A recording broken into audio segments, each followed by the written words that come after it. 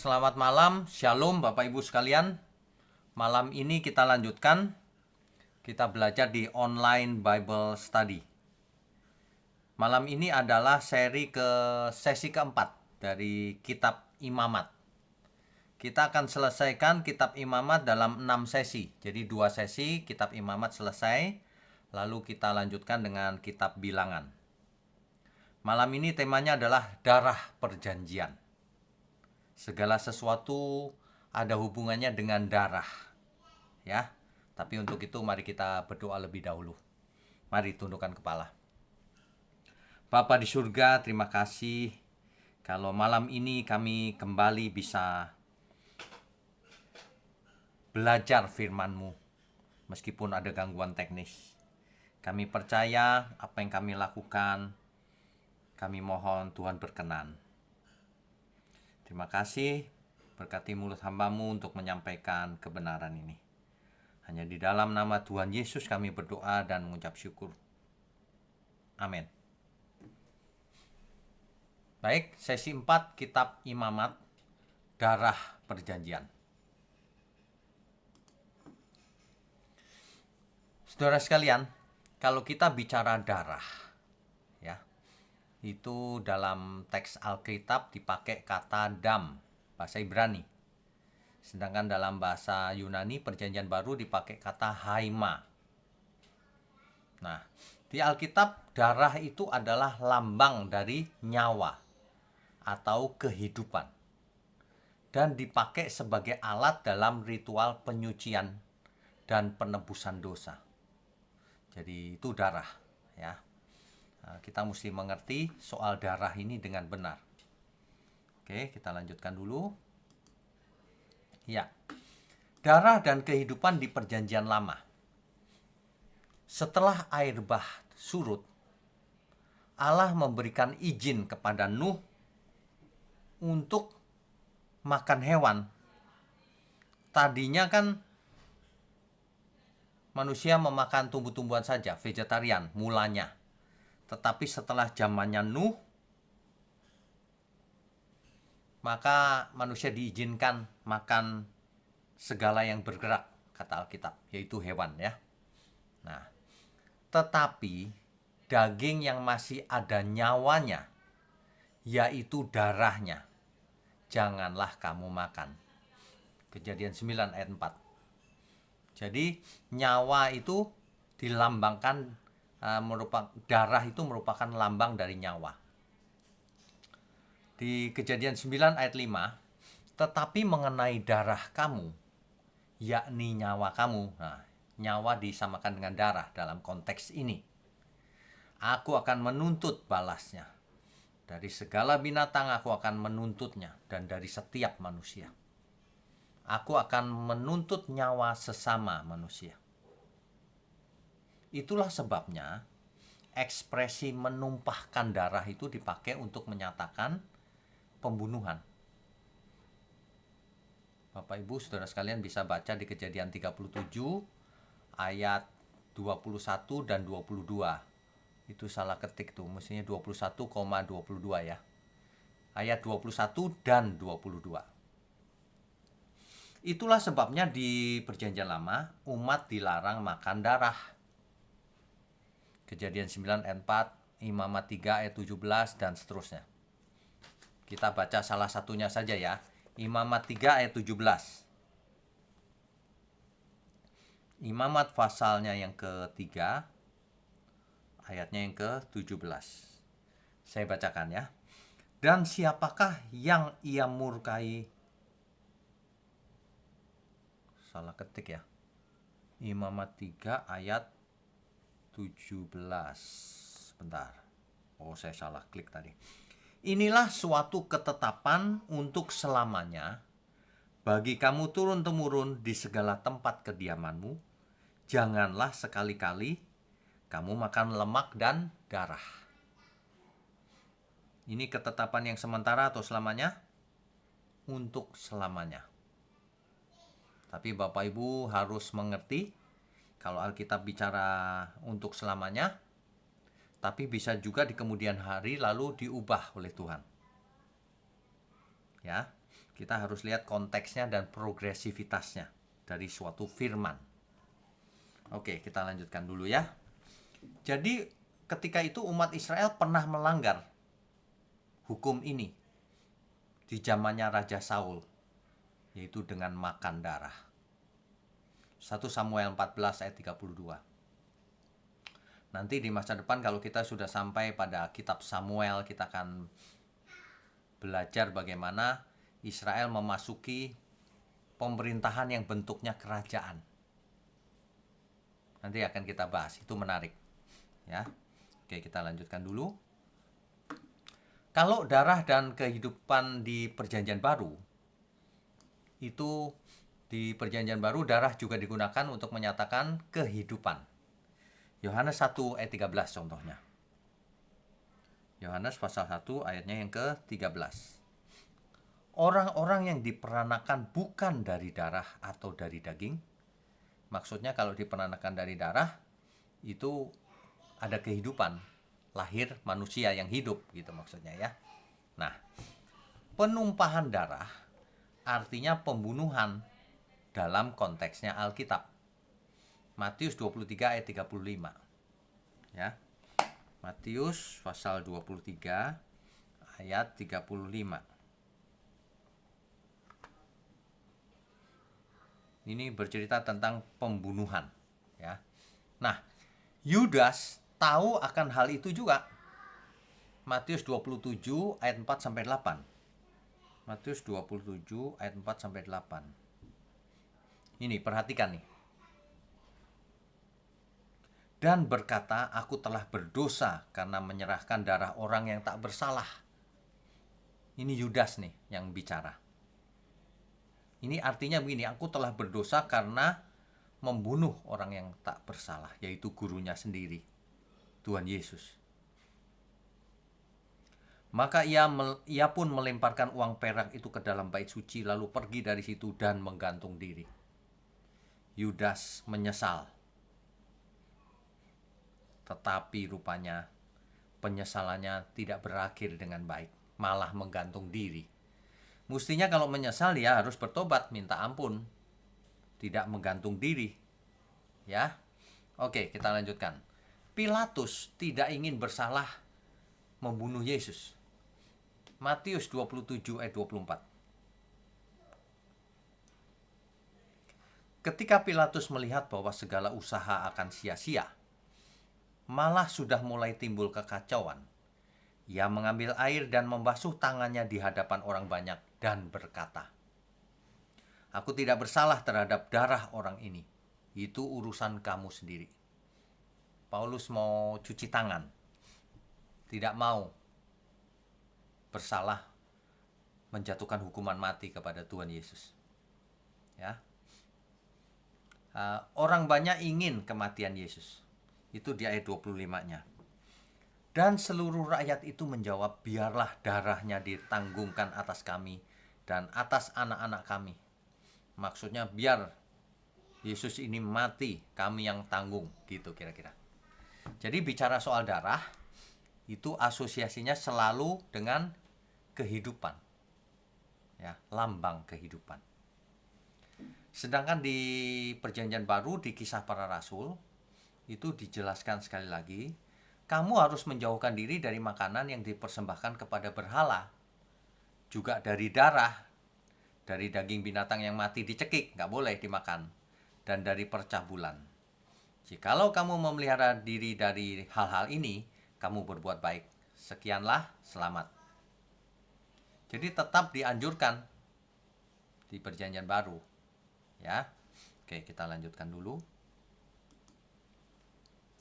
Dari situlah maka lahir hukum dilarang membunuh. Setelah Allah melarang umat untuk makan darah, yaitu di Kejadian 9 ayat 4, lalu dilanjutkan dengan larangan untuk menumpahkan darah manusia. Maksudnya membunuh manusia. Sebab Allah membuat manusia menurut gambarnya sendiri. Manusia diciptakan menurut gambar Allah.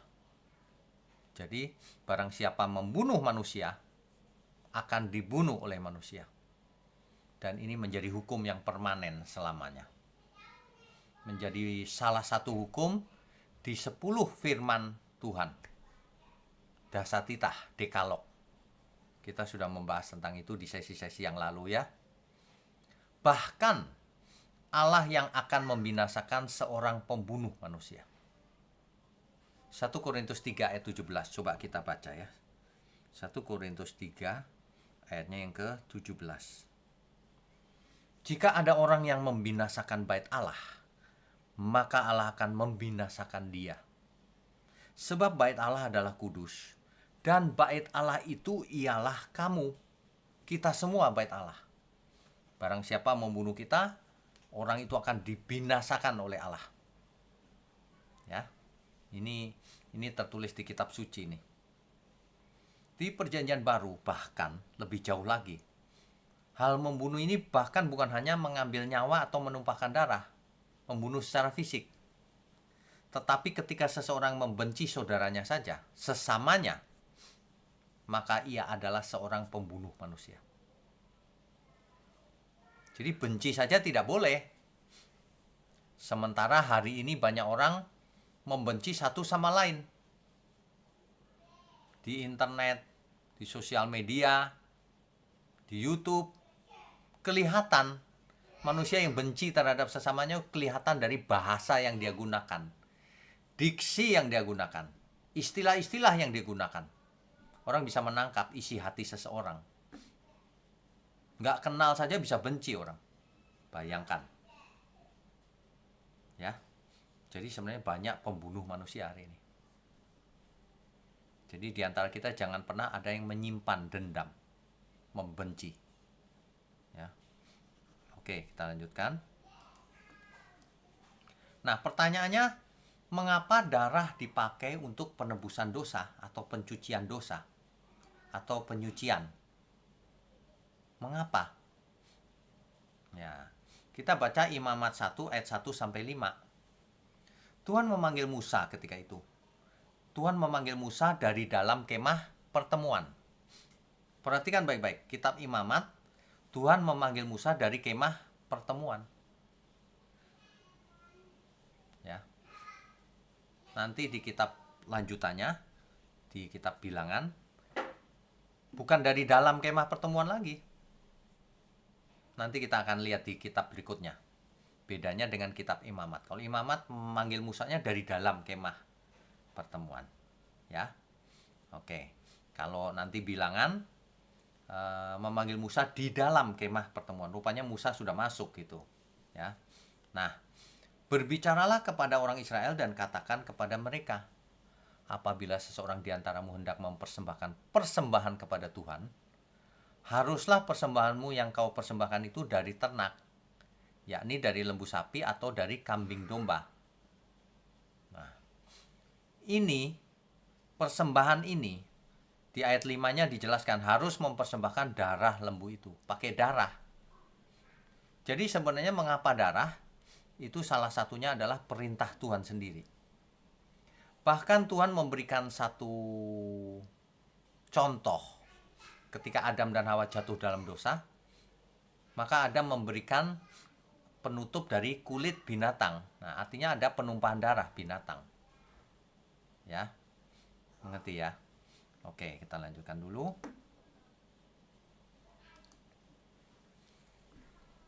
Nah, ini sebenarnya ketika manusia jatuh ke dalam dosa, maka manusia itu harus binasa.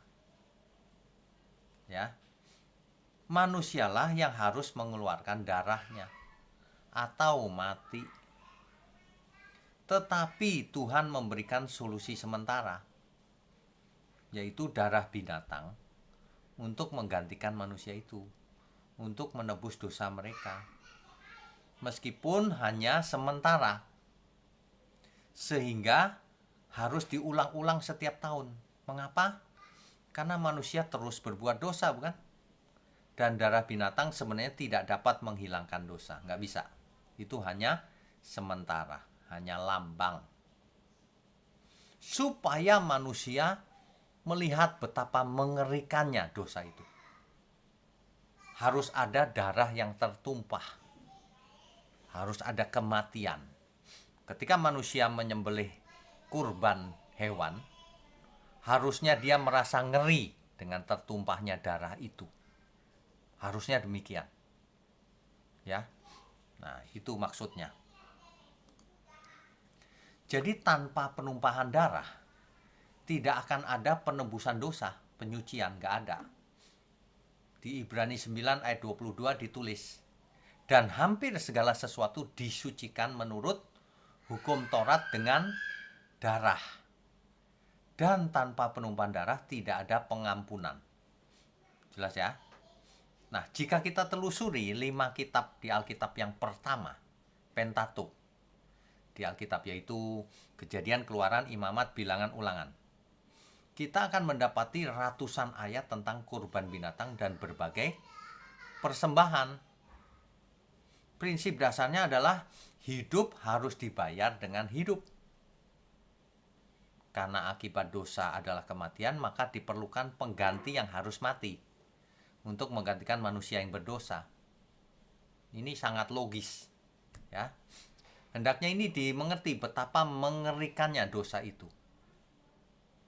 Karena pendosa harus mati. Bahkan ketika kita menyembelih hewan untuk kurban, itu pun mengerikan, darah tercurah itu. Ya. Tuhan memberikan cara penebusan dengan darah. Sebab kehidupan ada di dalam darah itu. Nah, itu asal mulanya begitu tuh. Ya. Imamat 17 ayat 11. Karena nyawa makhluk ada di dalam darahnya. Dan aku telah memberikan darah itu kepadamu di atas mezbah untuk mengadakan pendamaian bagi nyawamu. Karena darah mengadakan pendamaian dengan perantaraan nyawa. Jadi kalau bangsa Israel diberi hukum mempersembahkan korban dengan darah, maksudnya itu supaya bangsa Israel tidak binasa sementara, jadi digantikan oleh darah binatang sementara, ya. Imamat 1 ayat 3 sampai 4 itu jelas. Nanti kita lanjutkan soal itu, ya. Dengan cara ini kita diingatkan bahwa ada yang harus mati akibat dosa. Nah, Israel tidak dapat melakukannya lagi hari ini. Mengapa? Karena lebih dari 1900 tahun Yerusalem tidak memiliki tabernakel atau bait Allah lagi. Sehingga fungsi imam dan korban penebusan dosa tidak dapat dilakukan lagi. Dan Tuhan membiarkan hal ini. Ya. Apakah Tuhan tidak peduli dengan segala korban dan persembahan di perjanjian lama? Udah gak penting lagi. Atau memang semuanya itu sudah digenapi dan tidak diperlukan lagi adanya praktek itu lagi? Ya. Nah, ini adalah foto tembok bagian barat, saudara. Nah, yang dulunya bait Allah. Ini sisa tembok bagian barat, di mana orang Yahudi berdoa di tembok ini. Makanya tembok ini sering disebut orang juga tembok ratapan. Di balik tembok ini itulah area bait Allah. Itu area bait Allah, ya, yang dibangun oleh Salomo mula-mula, lalu direnovasi, akhirnya dikembangkan oleh Herodes terakhir, yang ketika di zamannya Tuhan Yesus masih berdiri, tapi di tahun 70 Masehi dihancurkan oleh Jenderal Titus dari Roma, sehingga semuanya lenyap, tinggal tembok ini, saudara, tembok barat ini. Kalau saudara ke Israel pasti dibawa ke tembok ini, ya. Oke, kita lanjutkan dulu.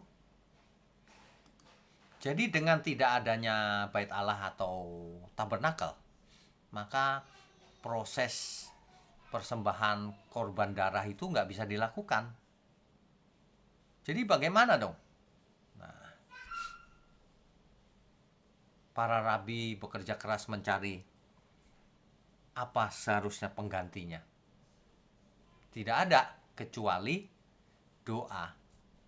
Makanya mereka berdoa, berpuasa untuk menggantikan korban itu sementara. Berdoa, berpuasa, tidak bekerja di hari-hari tertentu. Ya. Nah,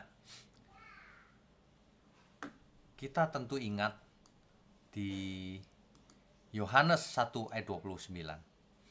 Lihatlah anak domba Allah yang menghapus dosa dunia. Nah, karena Yesus tidak berdosa sama sekali, maka darahnya dapat menebus seluruh dosa. Siapa? Semua manusia. Manusia yang mana? Di segala waktu. Dari saat Adam mula-mula sampai nanti manusia yang lahir terakhir sekali. Ya.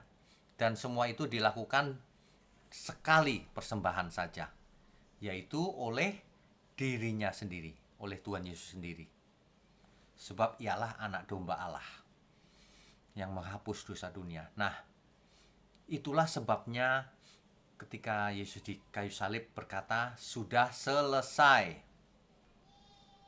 Ya. Nislam dalam bahasa Ibrani. Sudah lunas dibayar. Kalau darah domba tidak lunas, hanya menutupi sementara dosa. Nah, itulah sebabnya Tuhan Yesus hanya sekali naik ke salib, darahnya dicurahkan, lunas. Ya. Dan ini dinubuatkan oleh Nabi Yesaya ratusan tahun sebelumnya. Di Yesaya pasal 53 ayat 1 sampai 12. Bapak Ibu bisa baca sendiri. Saudara di rumah bisa baca sendiri ya. Nubuatan ratusan tahun sebelumnya. Ia menggantikan penebusan dosa dengan darah binatang yang harus diulang-ulang tadi dengan penebusan dosa oleh darahnya sendiri, sekali untuk selamanya. Ya. Ibrani 10 ayat 12, ayat 14, ayat 18. 1 Petrus 1 ayat 18 sampai 19. Coba kita baca Ibrani 10 ya. Ibrani pasal 10 ayat 12 misalnya.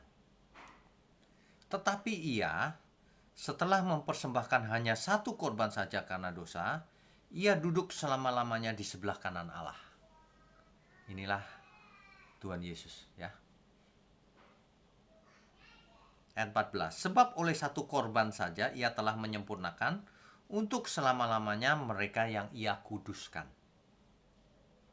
Ya. Kalau ayat 18, jadi apabila untuk semuanya itu ada pengampunan, tidak perlu lagi dipersembahkan korban karena dosa. Bapak Ibu sekalian, kalau kita mengerti demikian, maka kita harus mengerti implikasinya apa. Kalau Tuhan Yesus sudah mati sekali untuk selama-lamanya, lunas, tidak perlu ada korban lagi, implikasinya apa? Implikasinya jelas.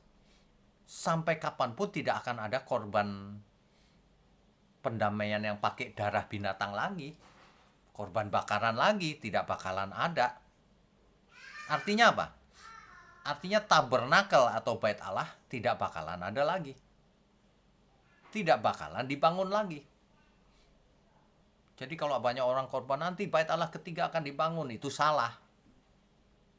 Seandainya dibangun sekalipun, tidak ada hubungan dengan kekristenan. Kalau orang Yahudi ada kepentingan, yang mau mempersembahkan korban bakaran lagi, menyembelih hewan lagi untuk penutup dosa. Ya, tapi kita orang percaya tidak perlu lagi. Makanya tidak usah dengarkan itu korban-korban yang bait Allah ketiga. Nggak ada itu. Ya, jelas ya, itu implikasinya. Oke, kita lanjutkan dulu.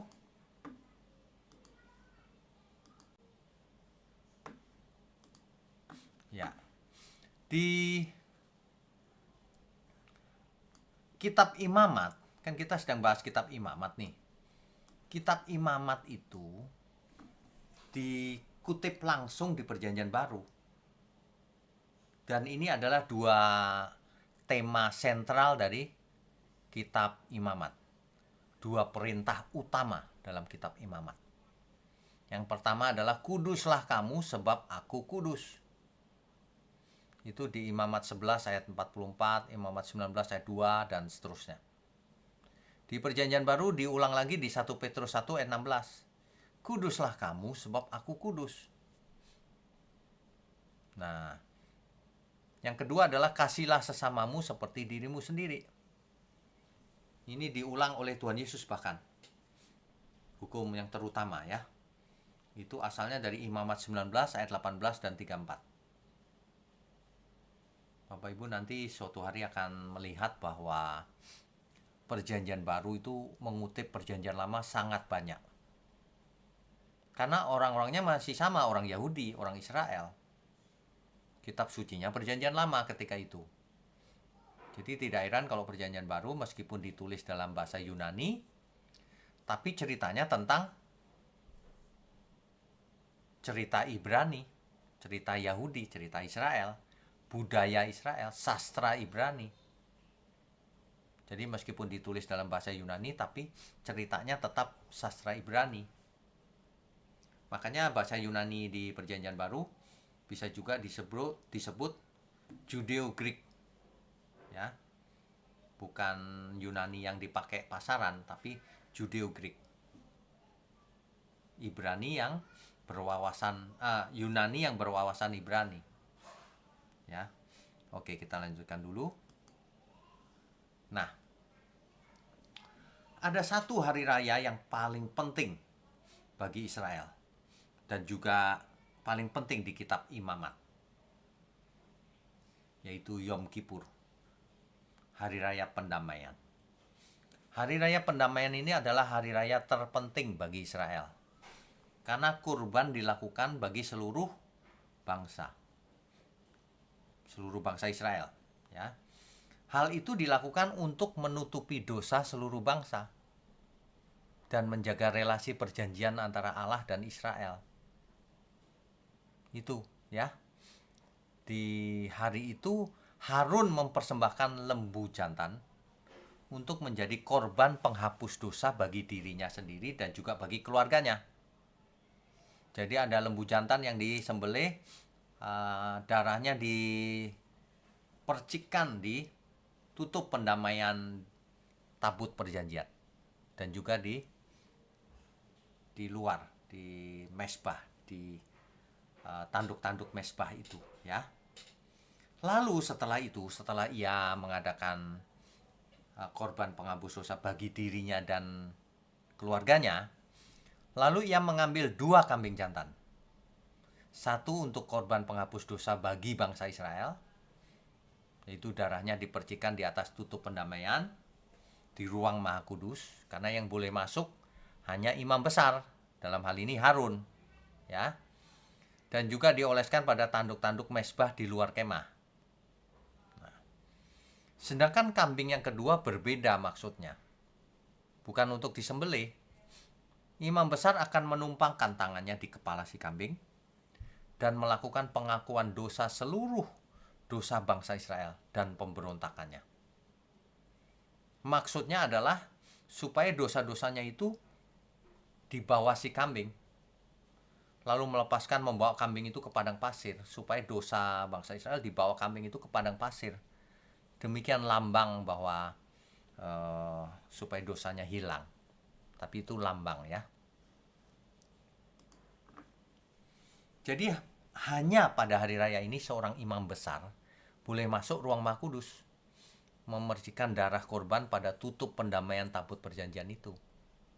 Tutup pendamaian itu dalam bahasa Ibrani kaporet, sering diterjemahkan sebagai mercy sheet, atonement cover, atau tutup pendamaian, ya. Imamat 16 ayat 14 sampai 15. Dengan demikian, maka Harun mengadakan pendamaian bagi tempat kudus itu, ruang Maha Kudus itu maksudnya. Karena segala kenajisan dan pelanggaran Israel. Apapun juga dosa mereka. Ya. Nah, Yom Kippur masih diperingati dalam Yudaisme hari ini. Tapi dengan sedikit perubahan. Sudah tidak ada kambing yang dicurahkan kan, darahnya dibawa ke padang pasir. Jadi diganti dengan ritual-ritual yang hari ini. Jatuh pada hari ke-10 bulan ke-7 adalah hari yang paling penting. Setiap penebusan dosa dengan cara ini hanya bertahan 1 tahun. Jadi itu sebabnya harus diulang-ulang, ya. Ibrani 10 ayat 1 sampai 3. Ibrani 10 ayat 1 sampai 3. 1 dan 3 maksudnya. Hukum Taurat hanya terdapat bayangan saja dari keselamatan yang akan datang. Cuma bayangannya. Dan bukan hakikat keselamatan itu sendiri. Karena itu, dengan korban yang sama yang setiap tahun terus-menerus dipersembahkan, hukum Taurat tidak mungkin menyempurnakan mereka yang datang mengambil bagian di dalamnya. Tidak bisa. Tetapi justru oleh korban-korban itu setiap tahun orang diperingatkan akan adanya dosa. Justru dengan melakukan itu orang ingat, aku berdosa. Betapa mengerikannya dosa ini gitu. Ya. Itu. Nah, oke, kita lanjutkan dulu. Nah, ada yang menarik di Imamat 16 ayat 8. Coba saya bacakan ya. Imamat 16 ayat 8. Mulai dari ayat 7. Ini Harun ya. Ia harus mengambil kedua ekor kambing jantan itu dan menempatkannya di hadapan Tuhan di depan pintu kemah pertemuan. Dan harus membuang undi kedua ekor kambing jantan itu dan menempatkannya atas kedua kambing jantan itu, sebuah undi bagi Tuhan dan sebuah bagi Azazel.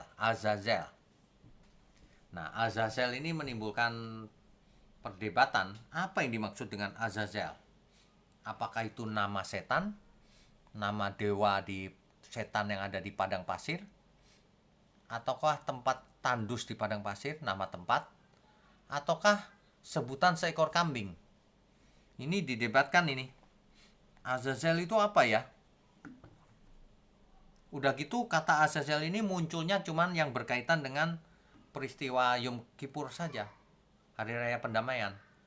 Di bagian lain Alkitab nggak ada ditemukan ini. Jadi apa ini Azazel ini gitu? Ya. Saya tampilkan beberapa terjemahan bahasa Inggris. NIV menerjemahkan Azazel itu sebagai scapegoat.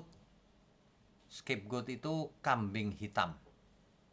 Ya, mungkin maksudnya gini kali ya, kambing ini nggak bersalah dijadikan kambing hitam mengangkut dosa ke padang pasir, gitu mungkin ya maksudnya ya.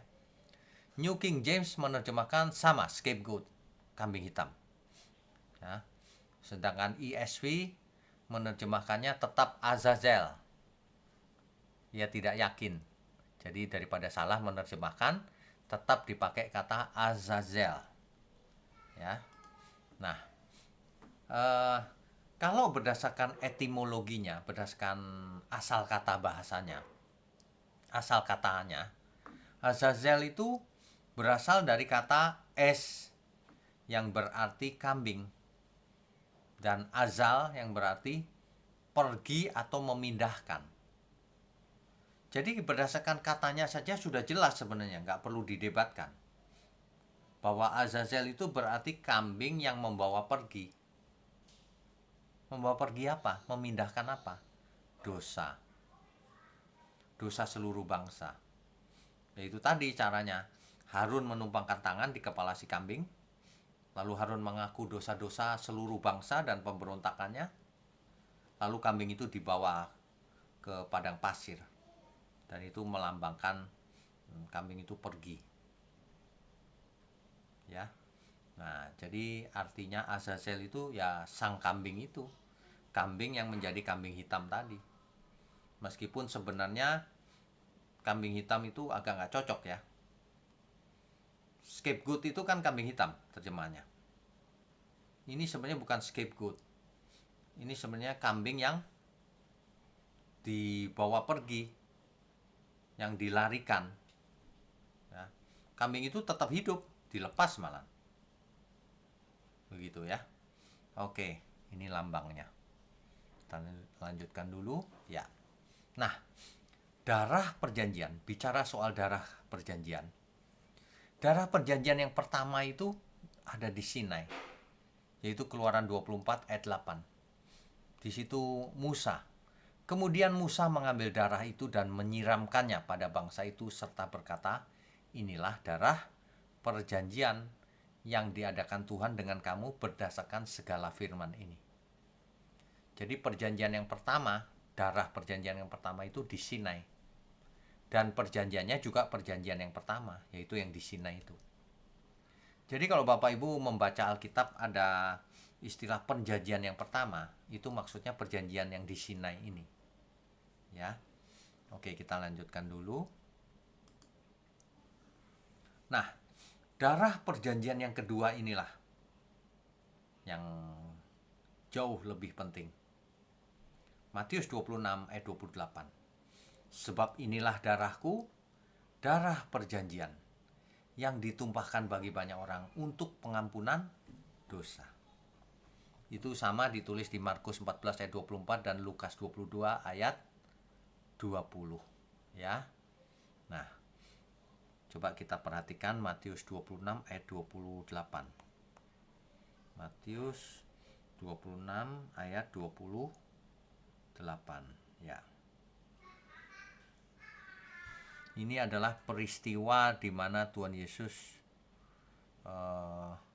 ini dipakai untuk perjamuan kudus ya, perjamuan terakhir.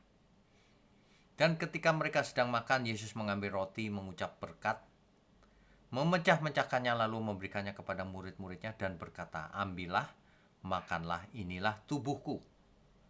Sesudah itu ia mengambil cawan, mengucap syukur, lalu memberikannya kepada mereka dan berkata, minumlah kamu semua dari cawan ini. Sebab inilah darahku, darah perjanjian yang ditumpahkan bagi banyak orang untuk pengampunan dosa. Ini luar biasa loh Bapak Ibu. Darah menjadi lambang kehidupan. Tuhan Yesus mencurahkan darahnya, mati, menggantikan tempat kita yang seharusnya kita yang mati. Tuhan Yesus yang menjadi anak domba Allah. Sebab kalau domba biasa terus-menerus harus dikorbankan. Lagi pula sudah tidak ada tabernakel, tidak ada bait Allah. Nah, jadi Tuhan Yesuslah sang imam besar itu sekaligus menjadi sang korban itu. Ya, dengan darahnya sendiri. Ini dia. Jadi makanya orang-orang Yahudi tidak bisa terima ketika Tuhan Yesus berkata, darahku adalah benar-benar minuman. Itu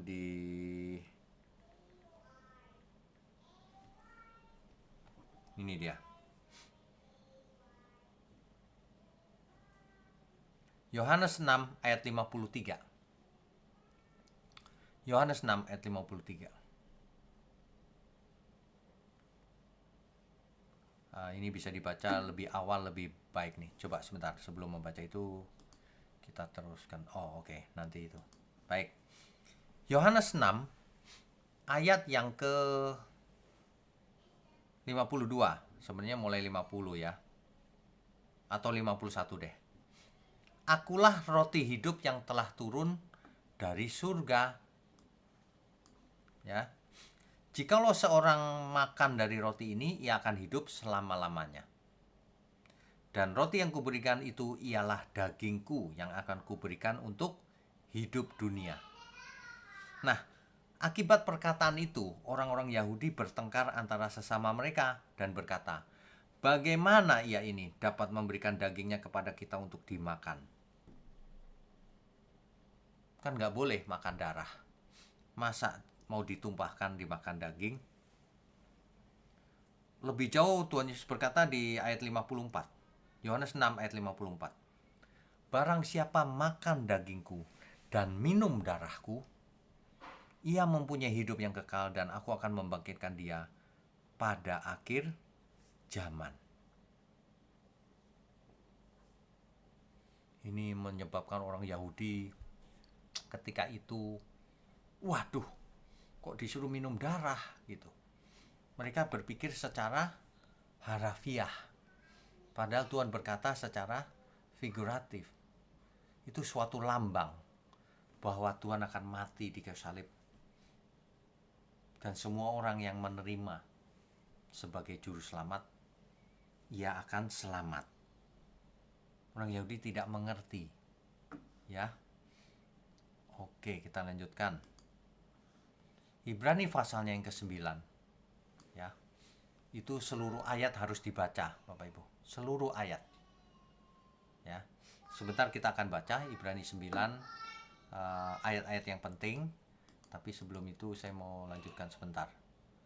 Nah, inilah perjanjian yang terakhir dari Tuhan sendiri, yang disahkan oleh darah Tuhan Yesus sendiri, darah perjanjian. Ya.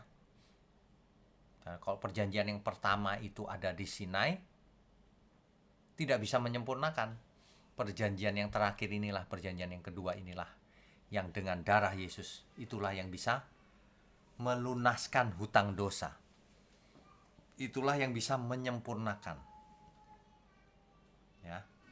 Perjanjian yang pertama tidak bisa menyempurnakan. Perjanjian yang terakhir inilah yang menyempurnakan. Oke. Rabu depan kita akan lanjutkan sesi 5 tentang penyembahan. Ya. Oke, sekarang kita akan baca dulu Ibrani pasalnya yang ke-9 tadi. Ibrani pasal 9. Bapak Ibu kalau membaca Alkitab, jangan hanya 1-2 ayat. Kalau bisa seluruh perikop dibaca, supaya mengerti dengan benar. Ini Ibrani 9 ini sangat luar biasa nih. Coba saya bacakan ya.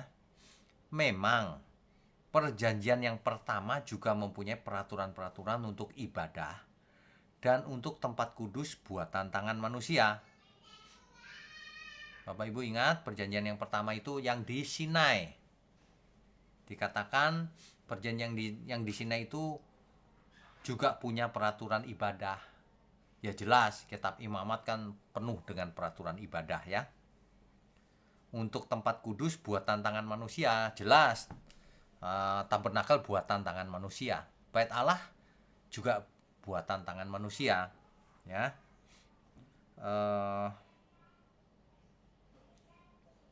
Lalu ayat berapa? Sebentar. Kita pilih yang inti-inti saja ya.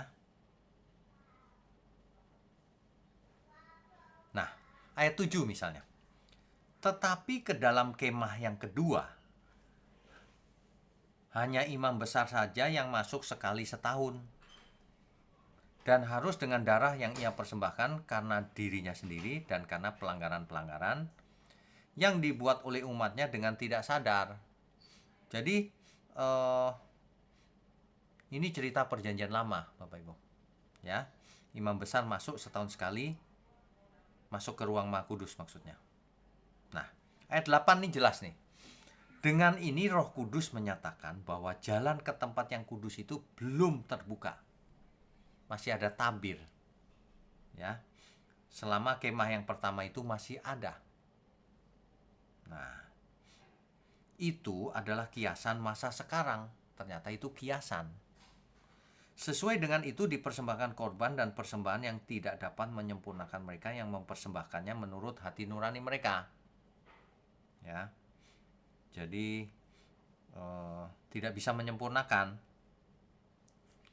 Ayat 11, tetapi Kristus telah datang sebagai imam besar untuk hal-hal yang baik yang akan datang. Ia telah melintasi kemah yang lebih besar dan yang lebih sempurna, bukan buatan manusia ya. Artinya yang tidak termasuk ciptaan ini. Artinya ia telah menjumpai Bapa untuk kita. Ya. Ayat 12, dan ia telah masuk satu kali untuk selama-lamanya. ke dalam tempat yang kudus bukan dengan membawa darah domba jantan dan darah anak lembu, tetapi dengan membawa darahnya sendiri. Dan dengan itu ia telah mendapat kelepasan yang kekal. Ya, ini kalau dibaca terus itu makin jelas bahwa semua perjanjian harus disahkan dengan darah. Kalau yang perjanjian pertama disahkan dengan darah domba, kambing domba, lembu. Tapi kalau perjanjian yang terakhir disahkan dengan darah anak domba Allah, yaitu Tuhan Yesus sendiri. Ya. Oke. Nah, di ayat 25 ditekankan sekali lagi, dan ia bukan masuk untuk berulang-ulang mempersembahkan dirinya sendiri. Cuma sekali. Sebagaimana imam besar setiap tahun masuk ke dalam tempat kudus dengan darah yang bukan darahnya sendiri. Beda. Kalau Tuhan Yesus dengan darahnya sendiri masuk menemui Bapa hanya sekali untuk selamanya. Mati di kayu salib hanya sekali untuk selamanya. Menebus dosa untuk selamanya. Ya. Dan sama seperti manusia ditetapkan untuk mati hanya satu kali saja, dan sesudah itu dihakimi. Demikian pula Kristus hanya satu kali saja mengorbankan dirinya untuk menanggung dosa banyak orang. Sesudah itu ia akan menyatakan dirinya sekali lagi tanpa menanggung dosa untuk menganugerahkan keselamatan kepada mereka yang menantikan Dia. Jadi Tuhan Yesus nanti datang yang kedua itu bukan untuk menyelamatkan lagi, tapi untuk menjatuhkan hukuman. Bagi orang benar itu membawa ke surga, langit baru, bumi baru. Tapi bagi orang yang fasik, menjatuhkan hukuman.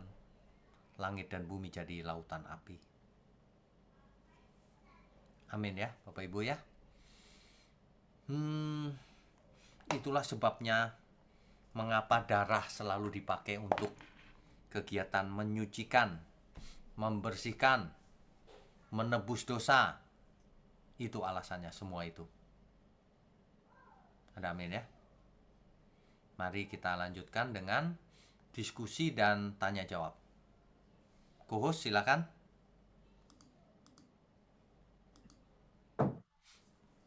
Ya, baik, kita sambung dengan sesi tanya jawab. Bagi Bapak Ibu yang ingin bertanya, diharapkan untuk mengaktifkan icon raise hand dan membuka video. Bagi penanya pertama, Bapak Susanto, silakan Pak. Silakan Pak. Ya, Pastor, selamat malam. Selamat malam. Saya dua pertanyaan. Yang pertama mengenai Adam. Waktu Adam berbuat dosa kan Tuhan memberikan penutup kemaluannya dari binatang, Ya, dari kulit binatang. domba, kulit binatang. Itu kalau dilihat dari perjanjian baru itu seperti kan Tuhan Yesus mati kayu salib. Nah itu kita seperti ditutupi dengan Tuhan Yesus atau dihapus bersih langsung semuanya seperti itu atau gimana? Itu pertanyaan pertama. Kalau Tuhan Yesus mati bukan hanya menutupi, tapi menebus. Makanya Tuhan Yesus berkata, sudah selesai. Nislam atau shalom, sudah lunas. Sebab dosa itu adalah hutang. Iya. Sudah ditebus, dibeli, lunas gitu. Itu. Oke, jelas. Jadi bukan seperti zamannya Adam itu ditutupin Bukan. dengan kulit binatang. Ini kan saya pikir refleksinya ke sana gitu, bukan ya? Kalau zamannya imamat juga itu cuma menutupi sementara, yang darah dipercikan di tutup pendamaian itu. Jadi selama perjanjian lama tuh ditutup aja gitu ya? Iya, tutup tapi harus diulang. Tahun berikutnya lagi harus mempersembahkan lagi gitu. Belum lunas. Oke, jelas. Oke. Jelas. Yang kedua. Jelas. Yang kedua ya sekedar bertanya kan orang Thailand makan darah dan dia bilang tuh darah bisa membersihkan tubuh dan itu ada hubungannya dengan dengan yang tadi membersihkan dosa. Oh, oke. Itu aja sih teman-teman. Justru kalau menurut Alkitab tidak boleh makan darah. Iya betul. Ya. Nah, tapi begini kan banyak orang makan darah nih hari ini. Nah, di perjanjian baru kan tidak ada yang haram. Tapi hukum alam nggak berubah. sejak dulu diciptakan darah itu kotor, sejak jatuh dalam dosa itu. Makanya ada penyakit. Makanya parasit dan sebagainya itu adanya di darah. Makanya penularan juga lewat darah. Nah, makanya darah tidak boleh dimakan. Jadi hari ini kita jangan makan darah, maksudnya supaya sehat. Ya. Karena kotor gitu. Iya, saya ngerti. Dan teman mereka kepercayaan di sini kalau mau bersihin tubuh tuh apa makan darah gitu. Itu aja Oh, sih. itu malah bikin kotor, Pak. Oke, jelas Pastor sudah. Oke, Tuhan berkati. Terima kasih. Sudah Ya, berkati. berikutnya. Oke, selanjutnya Bapak Kyle Noah. Silakan Pak. Silakan Pak Kael. Ya, selamat malam Pak Wiknyo. Selamat malam. Pak, ini saya pernah ada dengar juga Pak salah satu penjelasan dari Ibu Rita Wahyu Pak Iya, mengenai persembahan Habel dan Kain Pak. ya, Nah, salah satu kenapa Kain itu ditolak karena dia tidak mempersembahkan darah Pak, seperti Habel gitu Pak. ya. Nah, Pertanyaannya? satu, kedua, kalau yang kedua penjelasannya salah satu hamba Tuhan juga Pak Pendeta almarhum siapa itu yang orang Batak itu yang pakai Pak Bigman Sirait Pak. Ya, Nah, itu menyatakan bukan masalah darah gitu, tapi karena memang hatinya Kain ini nggak baik gitu loh Pak. Makanya Tuhan menolak. Nah, dari dua asumsi ini sebenarnya bagaimana Pak? Mana yang benar Pak? Apa memang Oke, karena bukan mengerti. darah atau memang karena hatinya Kain tidak benar gitu Pak? Ini Mengerti. masalah darah yang Bapak tadi Ya, sebagai mengerti lambang pertanyaannya, persembahan mengerti. gitu, Pak, pengampunan dosa. Ya, jadi Terima begini. kasih Pak. Jadi begini. Kain dan Habel itu melakukan persembahan itu tentu diajari oleh orang tuanya. Dari mana dia bisa melakukan hal itu? Meskipun tidak ditulis ya, tapi tentu orang tuanya yang mengajar itu. Harus buat persembahan, gitu kan? Nah, di Alkitab tidak ditulis mengapa Kain ditolak persembahannya. Nah, kemungkinan ini berbagai kemungkinan bisa saja. Karena Kain tidak mempersembahkan dengan pakai darah. Kan gitu kan? Nah, tapi tidak tertulis dengan eksplisit. Mungkin nggak? Mungkin saja itu. Tapi yang kedua tadi, oh bukan karena darah. Karena sikap Kain yang tidak benar. Ya pasti benar juga itu. Jadi dua-duanya bisa benar. Kalau Kain misalnya diajar harus mempersembahkan pakai darah, tapi Kain nggak mau. Nah kan sikap hatinya nggak menghormati Tuhan artinya. Mengerti ya Pak? Jadi bisa dua-duanya benar. Gitu. Ya, berarti asumsinya bisa juga seperti itu Pak ya? Bisa, bisa. Bisa dua-duanya benar. Yang pasti Kain Tuhan tidak berkenan karena apa? Ya karena sikap hatinya nggak benar. Kenapa nggak benarnya apa? Nggak ditulis kan? Kemungkinannya karena Kain tidak mempersembahkan darah, bisa juga. Gitu. Namanya juga tidak tertulis, artinya tafsirnya bisa begitu. Betul. Makanya ini dikatakan Bu Rita itu ini tafsir Pak ya. Tafsir Ya. kan berarti asumsi masing-masing Ya, dari pemikir gitu Pak ya. betul. Bukan Tetapi sebagai tafsir kan sesuatu harus yang ada final dasarnya juga. gitu. Tapi tafsir harus ada dasarnya juga kan, nggak asal menafsir gitu. Nah, dasarnya kan kuat. Tuhan menolak karena sikap hatinya nggak benar, ya benar pasti itu. Tafsir itu pasti benar. Karena kan juga persembahan juga ke Tuhan kan bukan hanya sekedar darah juga Pak, juga ada tepung juga kan Pak ya. Oh ya betul, Tepung, jelai, ada segala grain, macam kan gitu kan. ya betul, padi-padian, Nah, gandum, dan padi-padian ya. Dan sebagainya. itu pun sah juga. Gitu. Betul, Jadi saya lebih condong ke hati Kain memang yang nggak baik gitu Pak. Bukan ya. masalah persembahannya. Kain mempersembahkan dengan sikap hati yang nggak baik. Itu pasti benar yang itu. Tapi kalau Ibu Rita bilang itu Itu yang karena utama Pak. darah juga, Ya kemungkinan bisa juga gitu. Mengerti ya Pak? Ya Maksudnya itu ya. nggak apa-apa Pak. Ya bukan mayor Pak. Ya ini bukan mayor sih. Minor itu. Pokoknya kalau kita datang kepada Tuhan dengan sikap hati yang nggak benar, udah yang lain nggak usah dibahas, pasti ditolak Tuhan. Gitu. Ya, oke.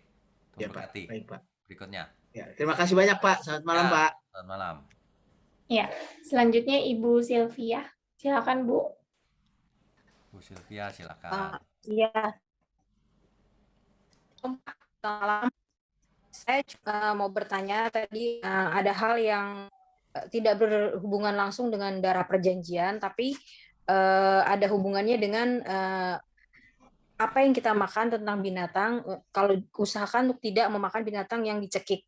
Sementara kalau kita untuk membeli sesuatu atau gimana di supermarket atau di market tempat kita membeli apa yang perlu kita beli, misalnya ayam, kita kan nggak tahu gitu loh. Apa binatang yang lain gitu, kita kan nggak tahu Pak. Betul. Ya simpel sih, tapi kan saya juga harus bertanggung jawab dong, itu Pak. Betul. Terus pertama, yang kedua, saya juga belajar untuk bisa beres ya. Ini nggak ngebahas siapapun, tapi dari saya sendiri, dari pribadi tadi bicara tentang nggak usah soal membunuh, membenci saja kita sudah membunuh. Soal membenci, membenci itu di dalam hati dan tidak terlihat. Tapi gimana caranya kita bisa mengampuni secara total dan beres secara total di hadapan Tuhan jika orang yang memang menyakiti kita tuh ada di dalam keseharian hidup kita setiap hari. Nah, itu masalah yang nggak mudah dan memang ini bukan klise ya Pak. Dan ini memang saya nggak tahu sih, nggak banyak orang yang gimana ya ngerasa atau gimana, tapi kalau saya sih memang nggak mudah, tapi ya harus belajar. Nah, kalau Bapak dari Bapak Pendeta sendiri di sini saya minta masukannya gitu loh. Jadi langkah praktis apa yang harus saya lakukan? Oke, baik, jelas. Seperti itu aja Pak. Terima Baik, kasih, jelas. Tuhan memberkati Pak. Tuhan berkati. Yang pertama soal binatang. Aduh, nanti kalau saya beli binatang itu ternyata dicekik matinya. Lucu juga ini ya. Atau ketabrak motor gitu. Waduh, kelindes gitu. Wah, kita nggak tahu ya. Nah, kan gimana Pak? Nah, atau dipersembahkan kepada berhala ternyata. Nah, itu. Atau ternyata yang punya toko pergi ke dukun supaya tokonya laris. Ayo, bagaimana? Ya kan? Ya Pak. Nah, coba kita baca 1 Korintus 10 ayat 25. Korintus 10. Ayat 25.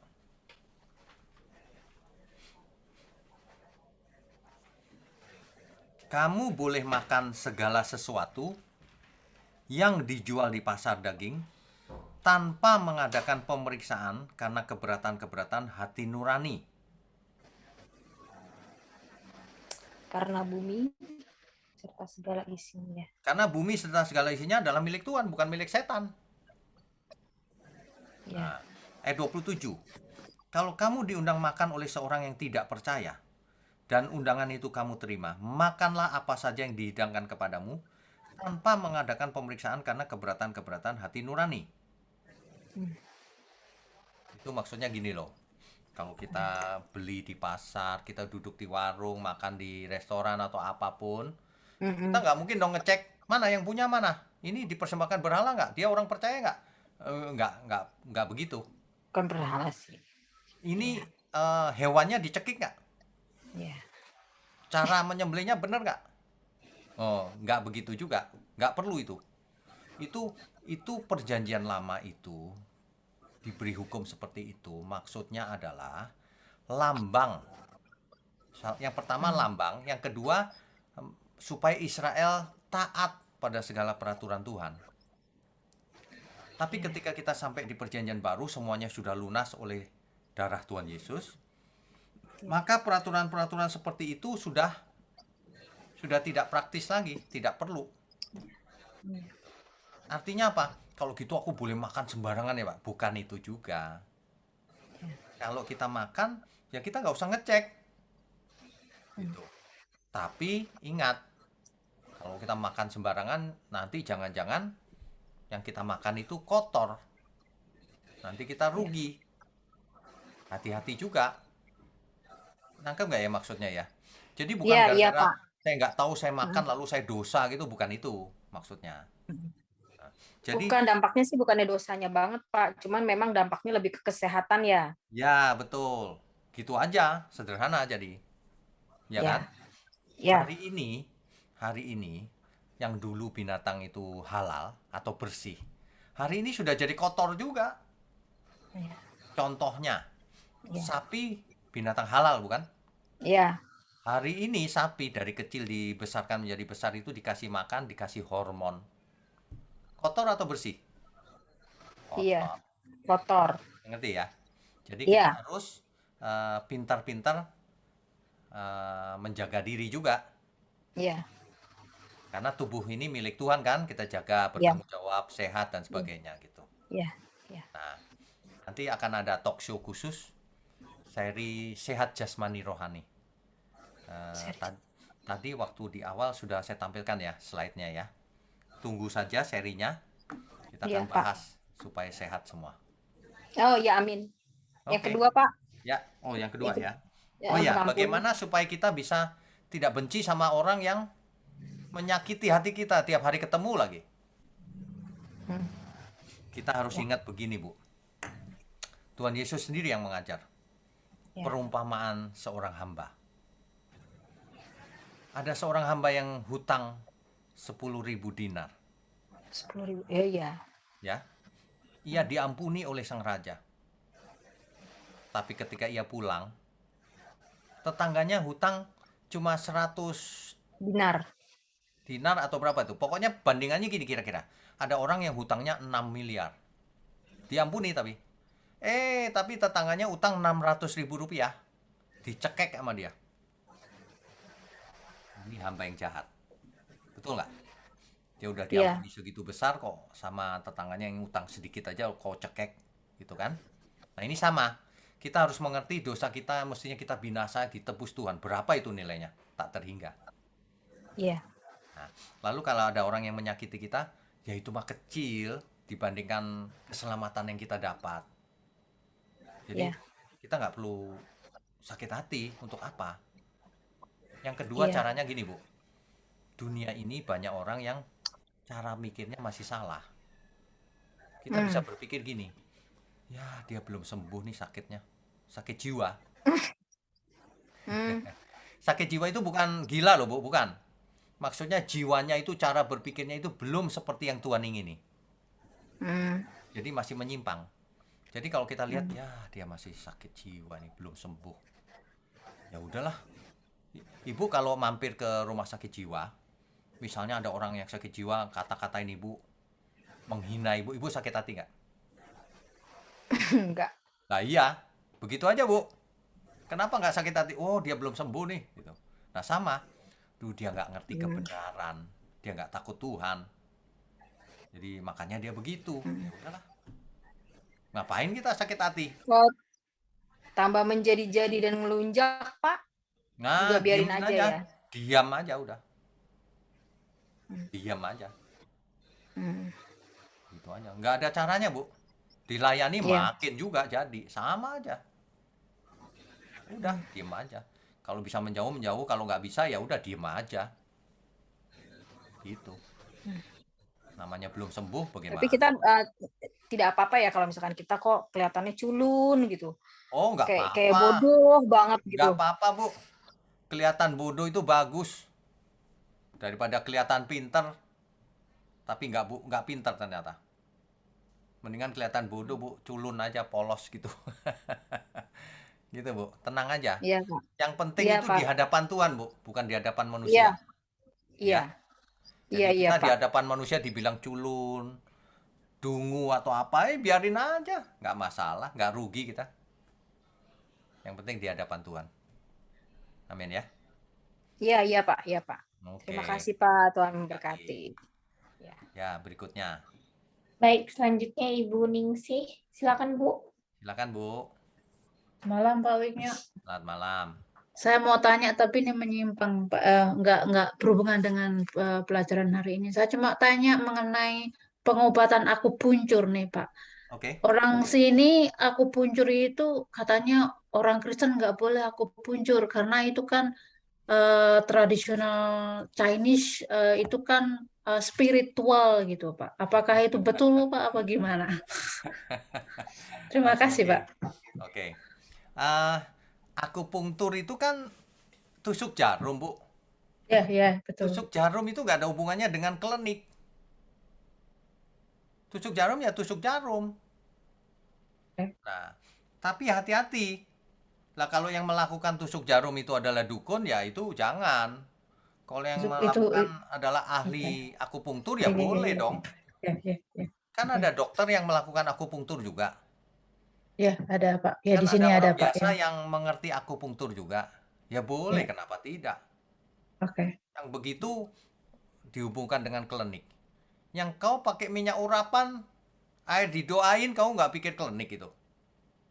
Ya, ya, Aneh-aneh orang, ya. orang Kristen itu kadang-kadang kalau nggak ngerti kebenaran. Ya, emang di sini kebanyakan orang-orang bule itu loh, Pak. Jadi mereka pikir itu kan tradisional Chinese, dia itu kan spiritual, itu orang Kristen nggak boleh gitu. Nah, itu orang nggak ngerti berarti. Padahal Kalau dia itu, padahal ibu ini deacon, Pak. Dia deacon itu di nggak gereja, ngerti tapi itu dia berarti. dia bilang seperti itu. Jadi saya serba bingung karena saya pernah akupunktur, memang di situ ada titik-titiknya, Iya, ya. inti-intinya sakit apa itu kan. Ya, ya, Jadi ya. saya bilang itu bukan spiritual, itu kan ilmu kedokterannya ada Betul. gitu loh. Betul. Tapi ya karena ibu ini ngeyel gitu kan, Ya dia gimana aja, dia Bu? terlalu fanatik dengan Kristianity, dia bilang gitu. Makanya saya nggak mau berjawab gitu loh, Pak. Ibu Berarti kalau boleh ketemu ya, yang Pak ya? begitu, Ibu kalau ketemu yang begitu diam aja, Bu. Kayak tadi tuh. Ya, dia belum ngerti nih, gitu aja. Ya, saya diam aja, saya nggak mau argue lagi, Ya. Pak. Ya udah dia Contohnya nggak gini, tahu Bu. gitu ya udah. Contohnya gini. Imlek. Boleh nggak Imlek? Gitu. Imlek itu kan perayaan musim semi, tahun baru. Tahun baru ya. Kenapa tidak boleh?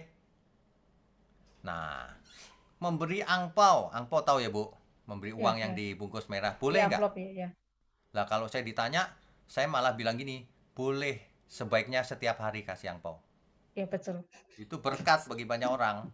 Ya, betul. Tapi boleh nggak sembahyang di kuburan? Nah, nggak boleh. Nggak boleh ya, itu Jadi, kan itu ya, jadi seringkali budaya atau tradisi itu tercampur, Bu, antara okultisme ya. atau kepercayaan, penyembahan, dan budaya biasa. Nah, yang budaya biasa boleh, nggak apa-apa, gitu loh. Harus bisa dipilah-pilah, gitu. Oke. Berarti kalau ada orang untuk menjelaskannya mendingan nggak usah dijelasin, Pak, karena dia terlalu apa ya, fanatik sama Kristen Kalau gitu dia loh, dia merasa bilang. sudah bisa, ya percuma, Bu, dijelasin. Dijelasin juga percuma ya, Pak. Iya, biarin aja dulu sementara. Nanti kalau ada waktunya kalau dia ngerti bahasa Indonesia ya suruh dengerin ini. Kalau nggak ngerti ya nanti kapan Nggak pakai ngerti, bahasa Pak, Inggris. bule, Pak. Bule mana tahu bahasa Inggris. Ya, ya. Kalau gitu, Makasih, Pak. ya oke. Tuhan berkati ya. Makasih, Pak. Ada lagi nggak? Baik, ada satu lagi, Pak. Ibu Oke, Diana, silakan, Bu. Malam Pak Wigno. Shalom. Ya, saya mau tanya tentang Yom Kippur. Apakah orang Kristen sekarang juga masih harus melakukan atau merayakan Yom Kippur, Pak? Oh, oke. Tidak, Bu. Yom Kippur ini hanya orang Ibrani, orang Yahudi yang agamanya adalah agama Yahudi atau Yudaisme. Orang Kristen tidak ada hubungan dengan Yom Kippur. Ini adalah bagaimana orang Yahudi melakukan memperingati hari raya pendamaian. Supaya tidak binasa, maka dia selalu mempersembahkan kambing jantan untuk seluruh bangsa. Satunya kambing jantannya jadi scapegoat tadi itu, membawa pergi dosa. Kita nggak perlu, kita orang Kristen.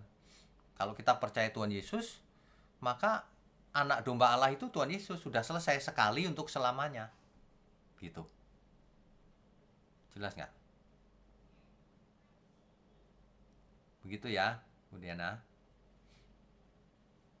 Oke, Tuhan berkati. Iya, sebentar, Pak. Iya, soalnya kayaknya kan banyak yang kalau menjelang Yom Kippur itu kita diajakin untuk puasa kalau nggak salah 10 hari ya, seperti itu. Itu artinya dia mau Kemudian jadi orang menanti Yahudi.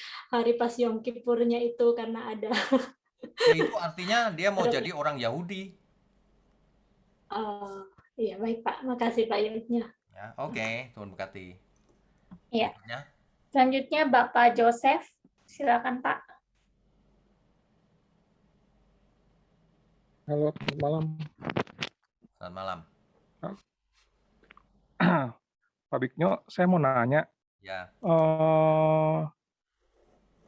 berkaitan sama Bait Allah ketiga, ya. kan tadi kan bilang kan kalau nanti bangsa Israel kan nggak mungkin juga kan bangun Bait Allah yang ketiga, tapi kalau beberapa pengajaran yang saya dengar, itu pembangunan Bait Allah ketiga itu berhubungan dengan kedatangan Tuhan Yesus. Itu apakah benar? Menurut saya tidak, Pak. Mana buktinya? Nggak ada, Pak. Nah. Nanti kalau memang benar dibangun, itu urusannya Yudaisme. Orang Yahudi ingin mempersembahkan korban bakaran lagi. Padahal korban bakaran sudah berakhir.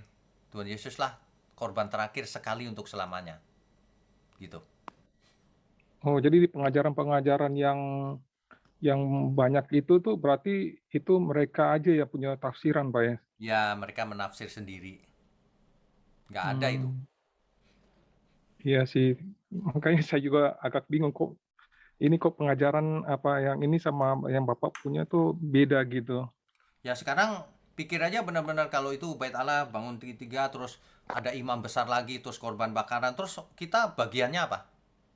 Masa kita mesti ke sana? Oh, Tuhan Yesus sudah mati di kayu salib. Itu menghina Tuhan itu. Enggak, bukannya hanya khusus untuk bangsa Israel gitu. Oke. Kalau khusus untuk bangsa Israel, itu urusan mereka. Tapi ya, kalau Bait Allah ketiga dibangun, perang dunia, Pak. Oh iya. Ya.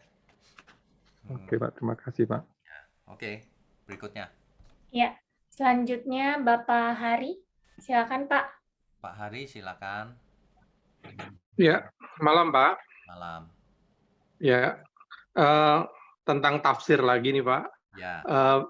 Aku baru lihat-lihat di YouTube, di Google gitu ya. Itu ternyata bangsa Israel tuh sekarang yang mesianik itu yang mengakui Tuhan Yesus tuh cuman sedikit sekali ya, cuman beberapa persen gitu ya, nggak sampai 10%. Betul. Ya, itu apakah ya ini ya kalau tafsirnya apakah karena memang cuman 144.000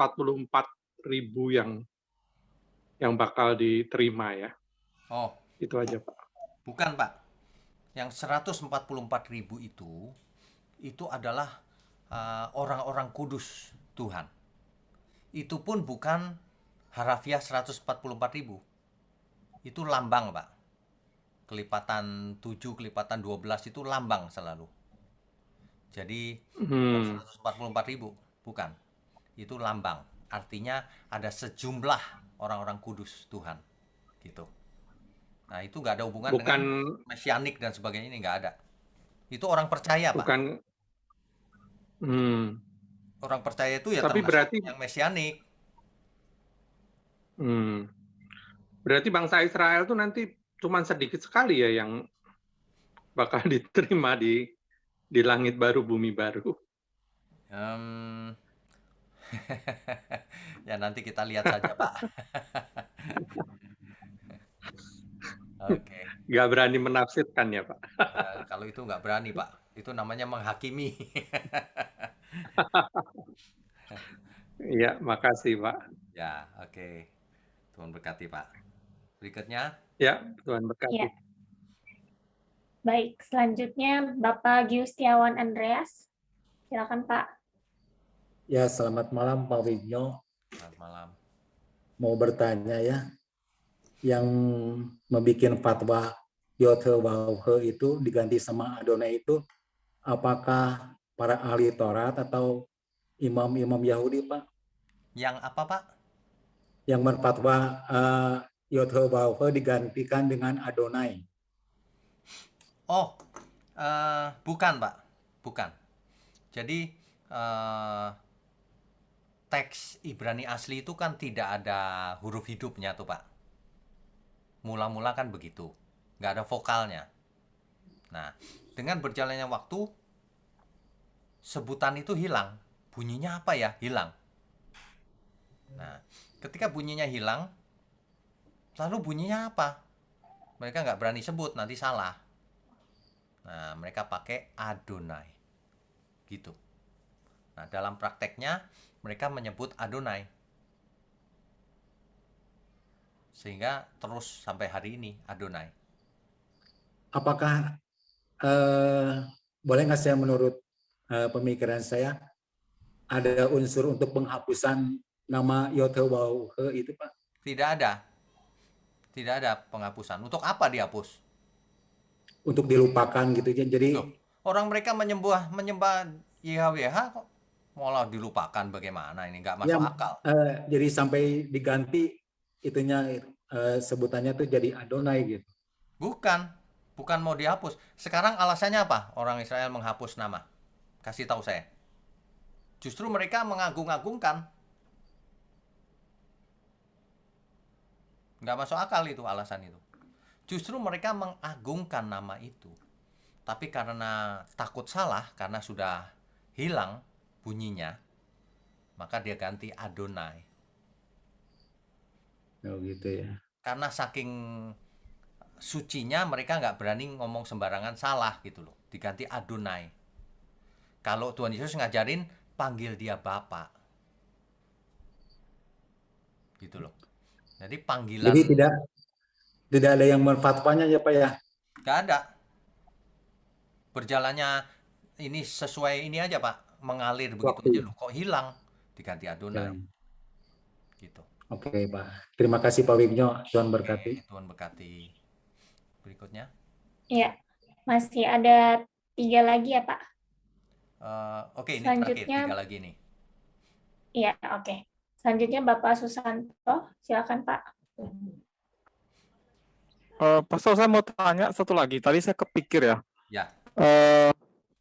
Kan setiap tahun mereka mengorbankan darah untuk pengampunan dosa. Ya. Nah, setelah selesai mengorbankan darah kan ada kemungkinan besoknya lagi mereka sudah berbuat dosa, sudah berantem, sudah mencuri, sudah apa kan, sudah ada kemungkinan. Dan selama setahun itu berarti mereka hidup di dalam dosa begitu? Ada persembahan-persembahan yang harian juga. Para imam mempersembahkan korban harian. Jadi mereka bisa mempersembahkan kambing, bisa mempersembahkan merpati untuk yang tidak punya. Banyak caranya. Tapi terus-menerus, nggak sekali.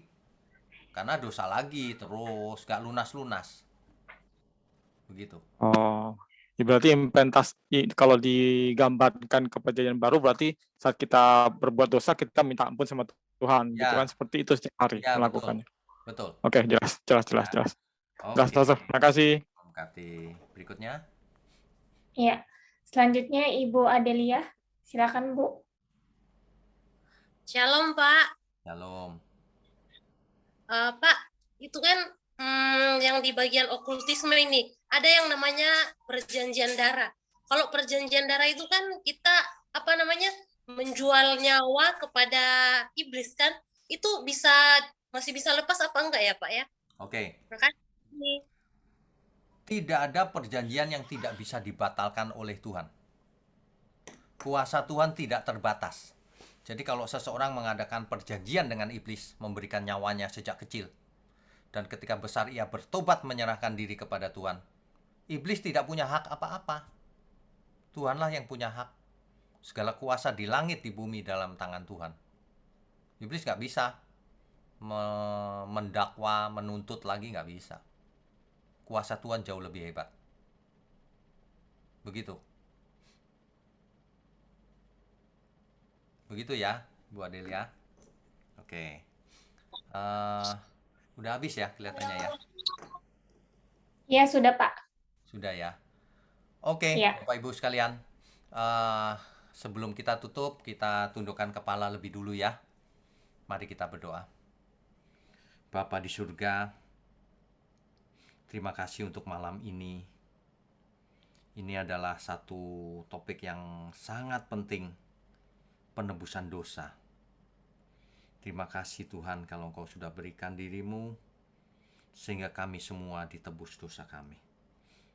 Ajari kami terus agar dari hari ke hari kami semakin sempurna, semakin berkenan bagi Tuhan, semakin berkenan bagi Bapa di surga. Mohon berkati channel ini, gerejamu di tempat ini, agar makin banyak orang yang belajar kebenaran dan hidupnya diubahkan. Agar semakin banyak orang yang masuk ke bilangan 144.000 itu menjadi orang kudus Tuhan. Terima kasih Tuhan. Terima kasih untuk semuanya. Kami berdoa juga untuk orang-orang atau siapa saja yang mendukung program ini. Tuhan berkati, agar ia menjadi berkat terus bagi sesamanya. Juga seluruh kami yang mendengar program ini dimanapun, baik secara online maupun nanti di YouTube. Tuhan berkati juga, sehingga semua hidup kami sebelum kami menutup mata, kami sudah berubah seperti yang Tuhan inginkan. Hanya di dalam nama Tuhan Yesus Kristus kami berdoa dan mengucap syukur. Haleluya. Amin. Amin.